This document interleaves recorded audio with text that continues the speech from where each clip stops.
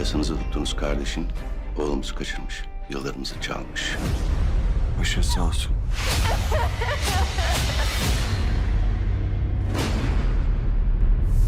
Alo savcı bey, ben Eşref Ali Soysalan. Oğlumun ölümünü şüpheli buluyorum. İntihar etmedi benim oğlum. Böyle risk almayı sevmediğini biliyorsun. Yapma.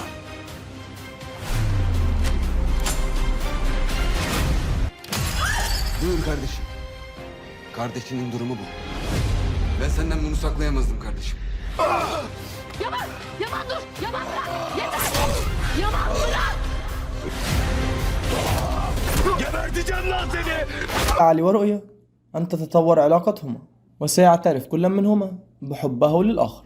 ومن جهة أخرى، وبعد أن قام سرحان بإجبار إلكار على الاعتراف بأن جانير سويسلان هو من قام باختطاف يمان، قامت شبنام بقتل الخال جانير وهرب إلكار، وبهذه الطريقة لا يصبح عليهم أي دليل بأنهم شاركوا في هذا الاختطاف. ولكن الجد عرف بشأن حقيبة المال التي كانت في عربة سرحان، ولذلك سيشك عندما يختفي هذا المال، وقريبا سيظهر الوجه الحقيقي لسرحان وشبنام، وحينها ستنفصل نسلهان عن سرحان وترجع إلى حبها القديم جوفان والد علي الحقيقي.